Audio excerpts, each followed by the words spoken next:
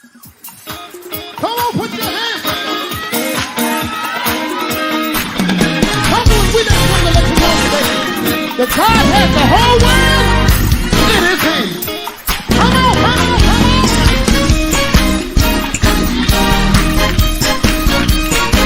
Come on and clap your hands. We know that God has everything in need. Come on, praise God. Let everything that have breath praise the Lord. Come on, choir. God got it.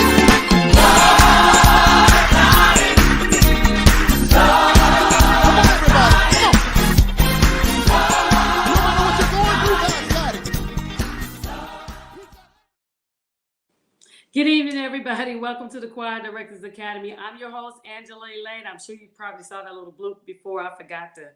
It's been so long since I've done a show by myself. Okay, it was kind of hard. I think the last time I did a show, was the beginning of the pandemic. I think that was the last time I did one. So I decided to do one today. Not that I didn't have any guests, but I kind of pushed them back a little bit so that I could do one because I've been getting so many questions about getting the choir going, doing better, and things of that sort. So I decided to do a short, quick little show on the things that I did to enhance the choir. But anyway, while you're here, like and share this video. Those of you on YouTube, hit the subscribe button, and there's also a little icon you can hit that says share. You can share that link with all of your friends.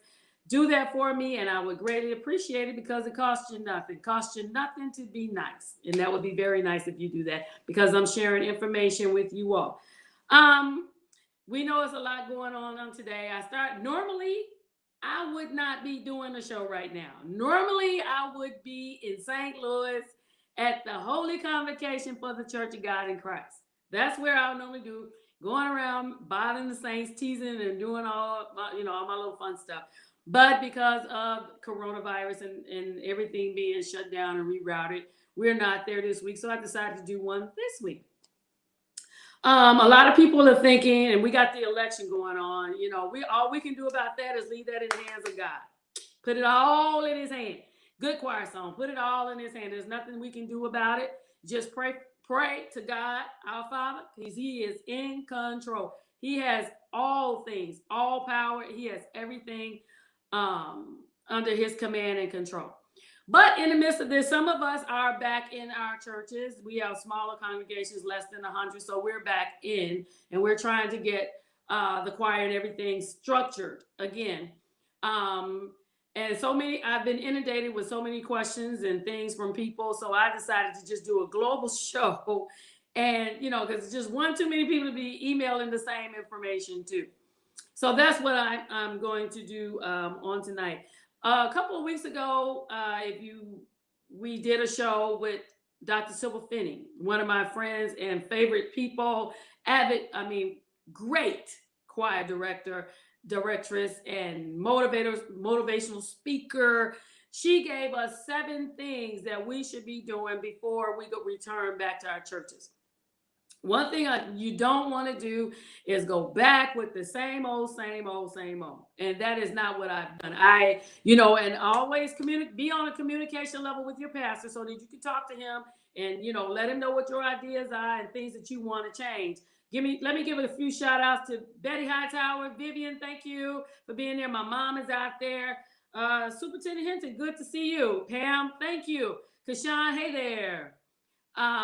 She was awesome, and I want to start with that because that kind of leads into what I'm doing. And her 7 things were refocus, recharge, review, reimagine. That's something that we don't do. We get stuck in the same old. But we can hold fast to those principles, but just change the method in how we do things, right?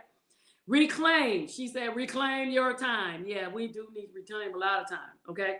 And repeat. So after you do all of these things, you refocus, you recharge, you review what you've done, you reimagine what you can do better, and then you resize your organization. If your pastor gives you that kind of latitude, then you can resize.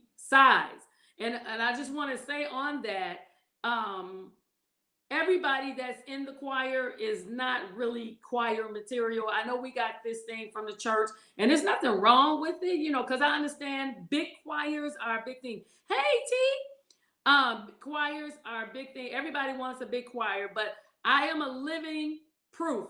The young people call me a legend. I don't look at myself as a legend, but I am living proof that you do not have to have big numbers in order to win a competition. And I'm not in it for competitions. I tell people all the time, even when I was state minister of music of third, and I've been asked to do other things for other organizations, but I'm not a competition director in that I compete with other choirs.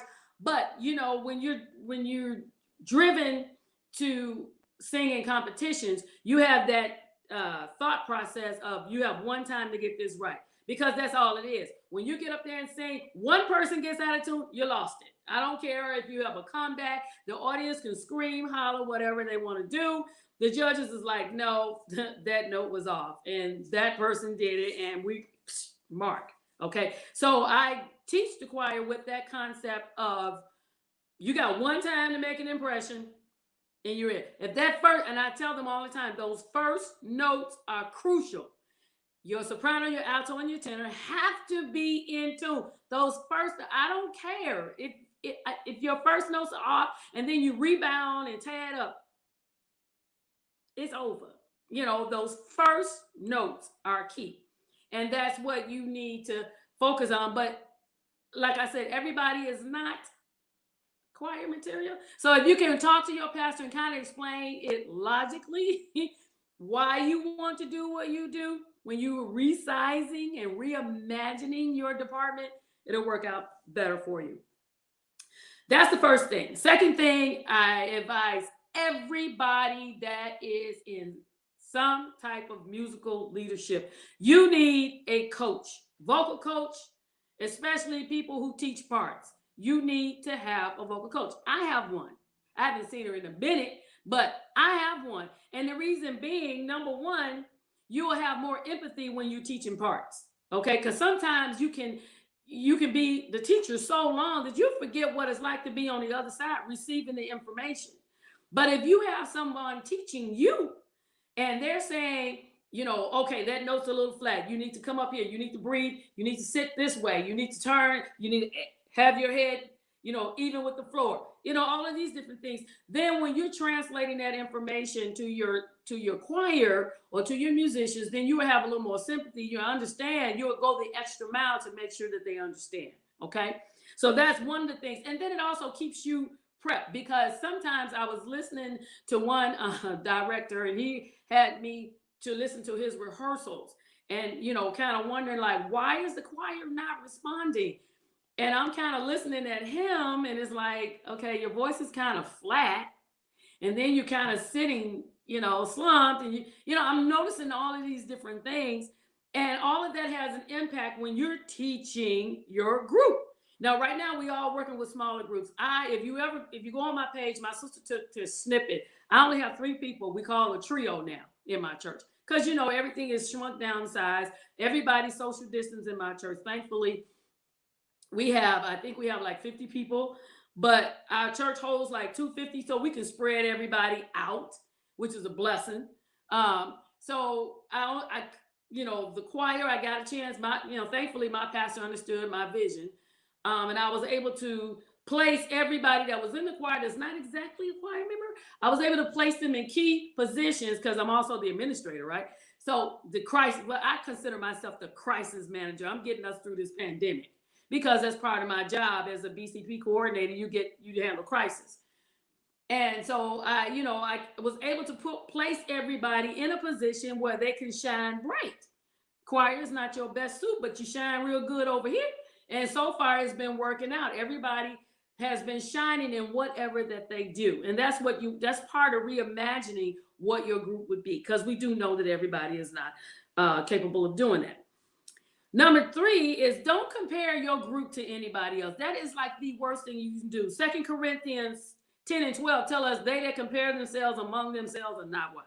Never compare your choir with anybody else. I don't care who they are, where they come from. You know, don't do that, because then you discourage the people. You know, they already know. The average uh, choir member already knows that I may not be the best singer. I don't need, you don't need to be the one to remind them. You can't sing. You don't need to be the one to remind them of that. Okay. Hey, cousin, my cousin April is on here. You don't have to remind them that they can't sing. They kind of know that. It's your job to build them up as a leader. Get built up within yourself before you come back. And that's why we had the 7 things 2 weeks ago. You need to revive and recharge and redo, because you come back with the same stuff. You're walking in defeated, and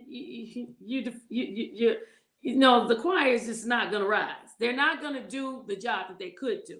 So in my mind, I had to get to the point where I stopped comparing my choir to everybody else. Oh, you got 20, I got 10. Didn't matter. What I did was I took what God gave me and worked with them. It took some time, but I had to work with them. Fourth, you have to carry yourself like a leader.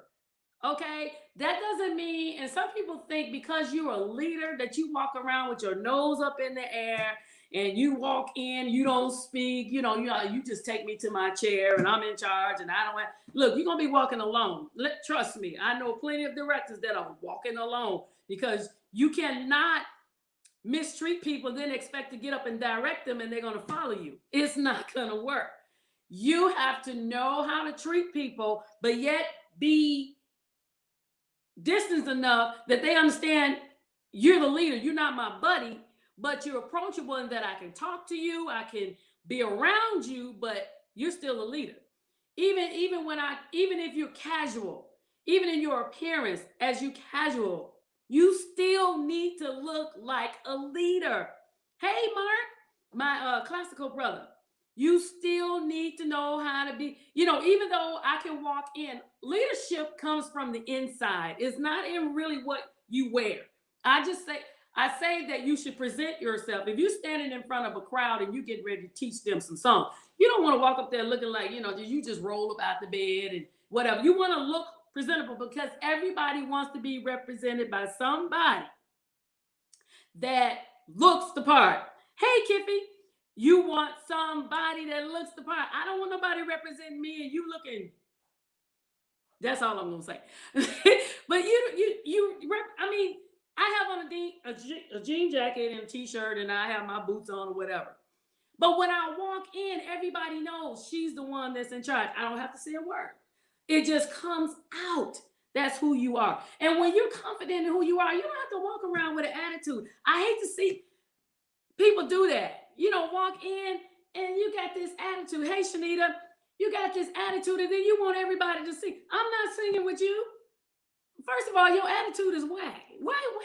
What is the point? You're not confident in what you are, because when you're a leader and God has put the right spirit in you, you don't have to do that. You just walk in, you're a normal person.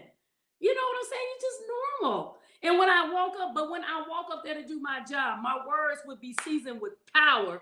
And then whatever I say, whatever I sing, whatever direction I go, they can follow me, because A, they know I'm comfortable in what I'm doing. B, they know I'm confident in what I'm doing. C, they know I study.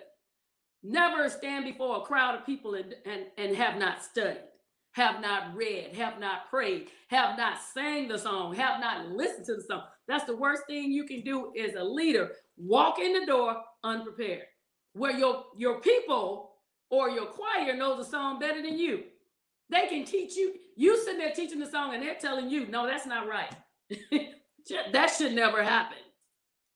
That should never happen. That means that you're not doing your due diligence. As a leader, I don't care what field it is, do your due diligence.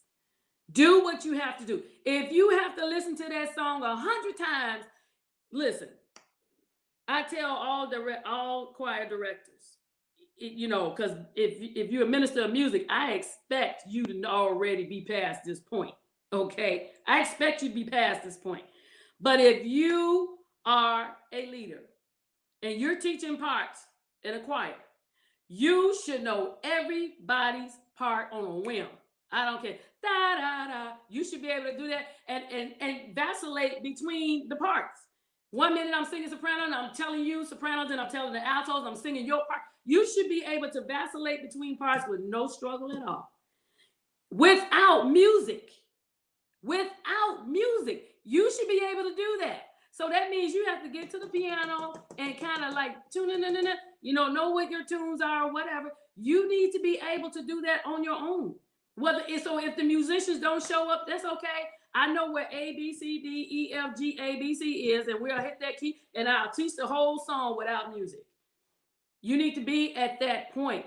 When you're doing it that way, the people know you know what you're doing. They gotta that commands respect from your choir. They're like, oh, she know what she doing. I'm telling you, that's where I had to get, because I took over the choir from my mother, who was their choir director. So that was kind of hard. You always got them little issue, and everybody like, oh, she gonna do the same thing her mama did. Well, I did in a way, but I took it a little further. She'll tell you I took it a little further than she did.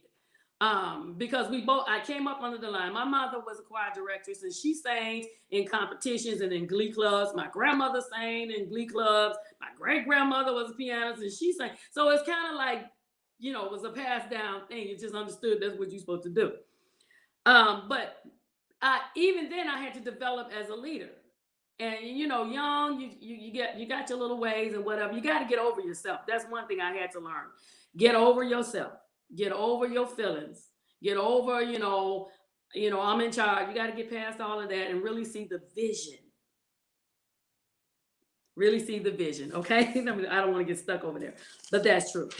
5, you need to realize the talent pool you're working with. Hey, Annette,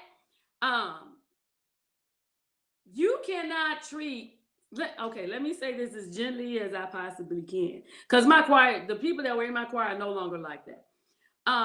When I took over, most of the people, except for my sister, were not trained singers. They weren't. I mean, whatever training they had, they got it when my mother was a choir director. She did exceptionally well, because most of them couldn't hold a tune when she started with them. It's like, oh God.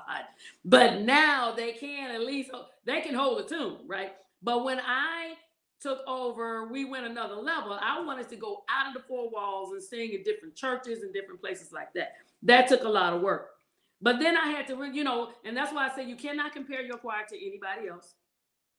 Because I could not, with the people that I had, they were great people, great spirits, but they didn't have the technical ability of, say, he's Bishop Michael Thurston, but when he had a choir with predominantly his sisters and brothers, and they could sing very well. Superintendent Andre Sachs, they could sing very well. Well, I had to get to the point where I didn't compare my choir of 12, 15 people to his 12, 15 people.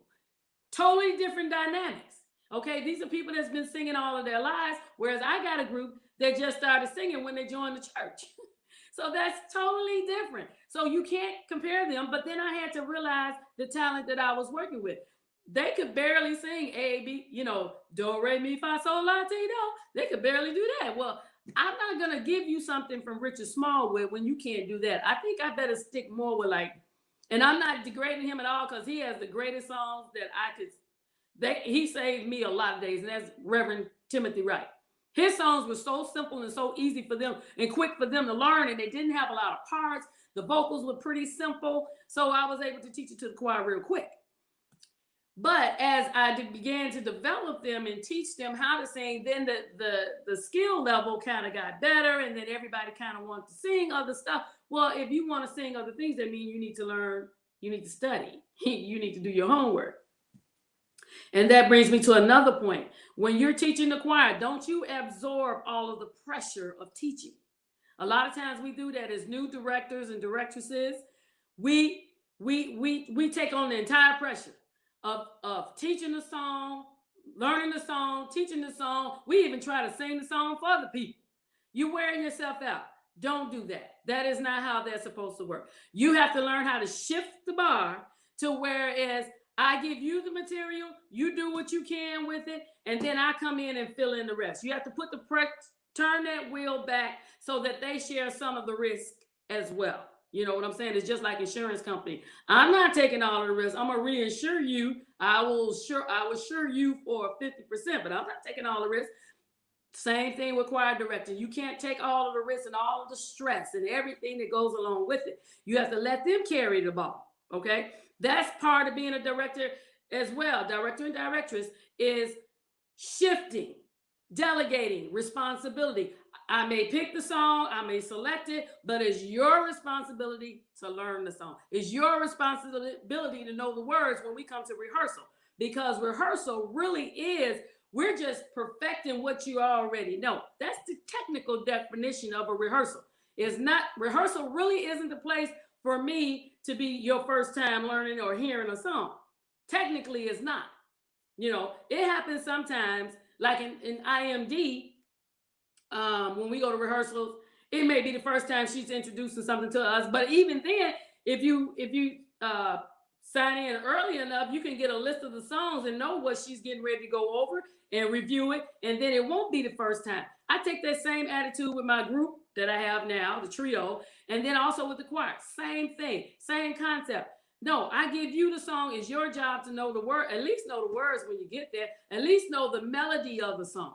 I can kind of work and get you to tune up on the parts, but I need you to know the melody and the words. Learn to delegate the responsibility. Don't take all of that. There's too much stress and pressure for you to hold on to. But definitely notice the abilities of the people that are in your choir. Notice the ones that you can train to take on to sing better. You know, you have some that in the choir that can only sing a certain fast songs. They're good with those fast songs. You got some that are good with slow. You got some that are good with medium. And then you got some that can sing all of them. You got to know what you're dealing with. You can't plan effectively if you don't know who you're dealing with. That's all part of directing. See, a lot of people don't understand that's part of directing. And you want to be minister of music, well, you got to demonstrate certain things when you're a staff director or a staff directress. But when you become that minister of music or that music president or whatever your task is, you have, you know, and that's what I kind of tell people when I was a state minister of music for third jurisdiction. I didn't do much directing. I didn't do much of anything. I direct every now and then at the request of my leader. He would say, "You up on Friday? You up on my night? You know that, right?" Because my philosophy is that I got the job because I've already demonstrated what's necessary. They already seen me direct. They seen me play the organ. They seen me play the drum. They heard me lead songs. You see me do the whole 9 yards. So I don't have anything to prove by standing up there directing every song. I don't know. I would sit there and give everybody else a chance to direct because, everybody already know me. I don't have anything else to prove, okay? That gives people a chance to learn and develop. And then, because basically, let's be real, most of the leadership skills that we see, they always tell us, you think the leader, I do it all. I do it all.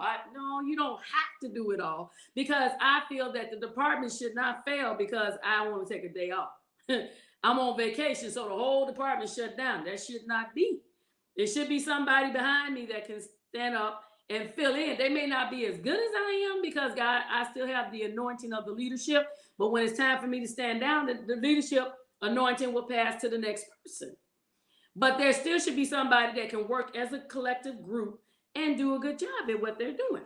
That's all I'm saying. That's all I'm saying as a leader. But again, realize your talent pool. Select songs that are according to their basic abilities. Okay, you don't want your choir stressed out when you're going to sing. You're going out and, they really basically sing, regular songs, and you're going out trying to sing something, He Reigns, and they don't have that vocal ability to sing and go up five half notes. You know that. So why are you going to put that kind of pressure on them? Learn to select songs that make them comfortable until they develop a comfort level. And they will get there, trust me. They will get there where they will become comfortable at singing, and you'll be able to sing anything. Exactly, Navika. We have nothing to prove. Just train, teach, and encourage. That's exactly right. Number 7, I believe. Oh, number 6. Number 6. I'm sorry. Listen to advice from your counterparts or peers. Listen, if you are a person in authority, you should have a group of people that you are friends with that you can kind of get ideas from. Okay? Especially in music. I mean, I have about 5 or 6 um, state ministers of music that I'm friends with, and we all kind of in a chat. But I can go to either one of them and get some information on if I'm stuck. I don't know what to do. What should I do? And I go to them and they all throw ideas at me, and then I just pick whatever out of that pool of information. You should always have somebody that you can run to. If you don't have a mentor, it should be other peers that have a proven track record. Now, you don't want to run somebody that don't have a proof. You listen to that choir, you're like, oh no. Get somebody who has demonstrated the ability to lead by listening to their choirs or whatever, and then you're in that group, and there's safety in there because all of them are gonna tell you the same thing. They may pick a different song, but they're all gonna kind of say the same thing, and there's safety in the multitude of counselors. Okay, so always be that type of person that have advice. And let me just say this: when my choir, and it was a while ago, I haven't done any competitions since How Sweet the Sound. No, I have not. And that was about 10 years ago. But before that, I was in them every year because I was driving. I think I drove my poor little choir crazy because they was just like, I'm tired. I would arrange a cappella songs because that was my specialty, a cappella. I would arrange songs and we sing it, we practice, and we go out and sing it. Everybody knew us from doing that.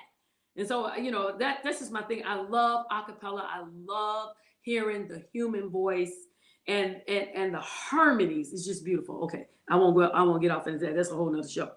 But anyway, when we were going up we had to do a video to try out, and I had wrote an arrangement, but at the last minute I had to change it. And I had it in my mind, and the choir caught it. And whoa, we did the video. And then my mom, she was sitting there, like I said, she was the choir director before me. And she told me, she was like, that ending is not good. You're going to lose. You're not going to get picked with that ending. I thought it was cool, but and she was like, no, you need to change that. Now I've already won competitions. I've won money. I got trophies in my office and all of this kind of stuff. I could have said, no, you can't tell me nothing. I don't want to hear that. This is the way I wrote it. This is the way I feel it. And this is what we're going to do. No, I didn't do that. What I did, I said, okay, I wrote the song. I can rewrite the ending. So I rewrote the ending, and boom, we got more likes, and people voted for us. More people voted for us that I didn't even know. But we got in the first round choice. We were part of the final 8. I think that's what they had. They only had 4 small and 4 large. We got in there. But if I hadn't listened to her and kept with my, I know what I'm doing, then I may have lost, because I wasn't willing to listen to somebody who had a proven track record, who was giving me advice to help me come out better. And because I did that, because I followed the advice, I was able to make the first round. Now, when it came time to selecting the song for us to sing when we got in United Center on the stage,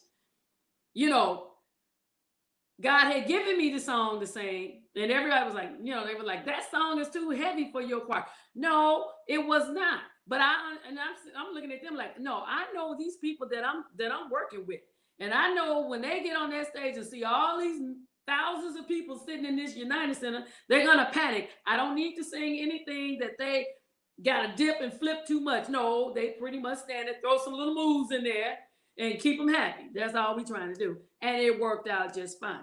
That's my point. Be willing to listen to advice from other people who have a proven track record that can help you out. And now this part appertains to the choir. and this is something that you need to think about. I'm going to give you what I did, but if you can use it if you want to. You have to resolve the disconnect between the ear and the spirit. Let me say this, and this I learned when I was teaching them, preparing them for How Sweet the Sound. Basically, the ear, you know how some people have perfect pitch? What that means is that their ear can hear the same pitch as your spirit. Our spirits, and this was proven. I had the opportunity to prove it. Our spirits have perfect pitch. Our spirits come from God. They have perfect pitch. When it hears a note, your spirit can hear it and will sing that exact note because that's part from the heavenly host. All right. But the problem is that you hear one thing and you hear with your ear one thing and your spirit picks up something else and they're not connecting. Okay. The spirit may be hearing da da da, but the ear is hearing da da da, it's not picking it up. So you're getting frustrated because it's like, that's not what I'm saying. But that you ever hear that saying, like, I know you hear me, but you're not listening. You listen with your spirit, you hear with your ear. When I was teaching, I had some people in the choir that were tone deaf. They couldn't stay in tune. So what I did was I learned that tell them to listen to the song. Don't sing, because most of the time when we're trying to learn a song, what do? We sing along with the song. And you stumbling and fumbling and whatever on the notes but you singing with the song. You can't really hear when you singing with the song. You have to let the song saturate your spirit. Now I had one choir member in there, and she had a struggle with staying in tune, and I didn't want to put her out for the competition because she has a great spirit when it comes to singing. So what I told her, it occurred to me in praying, the Holy Spirit told me, he said, tell her to just listen to the song. Tell her don't sing, because she's trying to sing with the song when she's listening to it. Tell her to just listen to the song. Don't do nothing else. Just let the song play while she washing dishes, while she doing her housework. Don't sing. So that's what I told her. I said, don't sing the song because I'm running out. Don't sing. Just listen to the song and let it play and keep going. Just that's all you do. Come back to rehearsal and then we'll work on something else. She did that for 1 week because I only rehearse weekly. She came back to rehearsal that following Friday, and God is my sacred judge. That lady sang that part better than the people who's been singing it right all the time. And I was like, oh, wow. I mean, and from that day forward, even now, we sing that song, she sings that song perfect.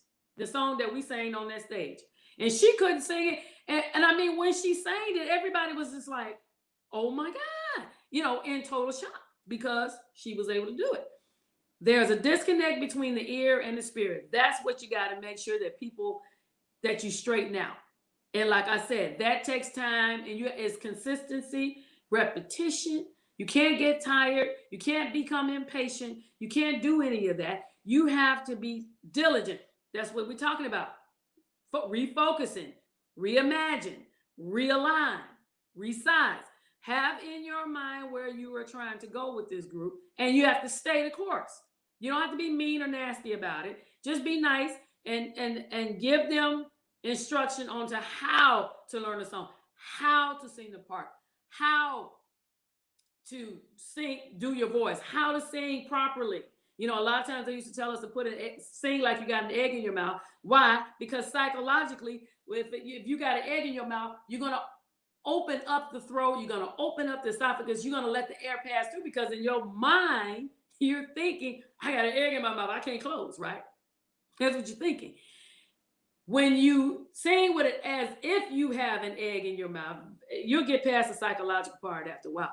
But if you do, you're wide open. The air the diaphragm is able to push the air straight up. You're not singing from your throat. This is another little tidbit. Whenever you clear in your throat going, you singing wrong. You should never have to clear your throat. You should never do that. Okay, the only time I cleared my throat was when I had an accident 2 years ago when a laptop exploded and I inhaled the fumes and it damaged my vocal cords. That was the only time. But prior to that, I never had a problem with being hoarse. That's because you're using this. But when you sing like you got an egg in your mouth, that air comes straight up and it rides off the vocal cords. And that's how people have that big full sound. It takes years to train people like that. But that's what I did with my choir. I trained them how to sing like you got an egg in your mouth, and that sound comes out strong. And that's how come 10 people can sound like 20. You sound like 2 or 3 times who you are because of your resonance. How you doing? Whether you're using your chest voice or your head voice. Either way, if you keep that airflow going freely, you will sound louder, richer, fuller. Your sound would have more color. You won't sound like, you know how we do in the church choir. We sound like we screaming and stuff. You'll never scream. It'll always be rounded, full of color and texture when you sing, okay? But that's the thing. You have to get to the point whereas what they hear is what they sing. And that's the disconnect between the ear and the spirit. And once those become one, you won't have that kind of problem. It got to the point with me, I didn't have that problem with them. I just give them a song, say, okay, I set up a YouTube link. This is what we singing. And even with the trio now, I don't have to teach them their part. I just tell them this is what we're singing. I got a whole list. This is what we're singing. They get it. When I do rehearse with them, I'm just telling them which way I want the song to go. You got to learn to make it easier on the job. Sometimes we make the job harder than what it is. But that was my last point, getting them to understand. And when you're doing that, as you're teaching them how to sing, as you're teaching them the vocals, as you're teaching them how to sing and resonate from the chest, from the head, from the chest, stay out of the throat. You want to stay out of this area right here. Stay out of there. But you want to resonate from the chest, especially when they're singing from the back, in a group together. And then some people, they sing, once you learn that technique, you'll talk from that. Remember in school, they used to tell you project. Well, that's what you're doing. You're singing from the diaphragm and you're letting the air come out, and that's how it projects and it resonates in your chest, and that gives you the full sound. Okay? That's just a little bit of what I had. I'm not going to go any further. I'm already longer than what I intended to be. I only wanted to do a half hour because I got a call to do after this. But I just wanted to share that with you, just some things that I did. I'll probably do another show on vocal technique for the common choir member. Not the advanced one, but the common choir member that we have in our churches. Because you can't teach them. Case in point, you can't teach them the way you would teach me or you would teach Navinka. Because we're already trained singers. We teach. We both teach choirs, both music presidents, we both doing that, so you would approach someone like Dr. McAllister would more than likely teach us, or April, my cousin, she's also a music president. You know what I'm saying? Somebody like that would teach us, and she would come from a totally different angle than what I would do for the regular choir member. And when I say regular or common, I don't mean it disrespectful in any way. But I mean, it's just different techniques you use for different groups. The more advanced they are, the more challenging you have to make it. You have to challenge your choir. You can't make it too easy for them, people. You can't do that. Because if you do, they get bored. And they get lazy. And then it's like they complain. We only singing one song and that's all I want to sing. You get too much complaining, okay? You can't make them lazy. You got to get them out of that lazy spirit. Because, basically, I come there and be sitting like, see, because, you come in, you got to be, hey, let's do this. Let's rock and roll, y'all. That's the way you got to be. And if you come in like that and be consistent with it, you will see a change. I promise you, you will see a change. And it will make it so much easier on you. And at the same time, while you teaching them how to breathe and all of that, teaching them their voice, whatever their voice is, if they're soprano, alto, and tenor, you teach them their voice. Once they learn their voice and it's in their ear and it's connected to the spirit, whatever song they hear, they are, that's how come some people do it. And I'm really going to shut off. But that's how some people do it. They harmonize because that voice, whether soprano, alto, and tenor, is in their spirit and they have the connection with the ear. The ear hears what the spirit hears. And so that's why they can start singing dum dum dum dum, and then somebody dum dum dum dum dum dum dum dum dum dum. They can automatically pick that harmonize. Then it just flow, and you be like, man, how to do it? Because they're one in the spirit. Your ear is in your spirit. You know your part. I'm an alto, so I don't care what song I hear on the radio, I automatically hear that alto part because I was trained. My ear has been trained to pick up the alto part. We're the stabilizers. Without us, there is no harmony. I don't care what they say about the sopranos and tenors. I'm sorry. I don't care what they say. Altos, without us, there is no harmony. And yes, one of us can hold it down by ourselves. Yes, we can. I don't care about all of these little memes and things saying that we weak. No, we not weak. We know we try to sing without us and see what you got. All right, that's all I got. That's all I have on tonight. I hope you enjoyed what I said. I may come back in 2 weeks.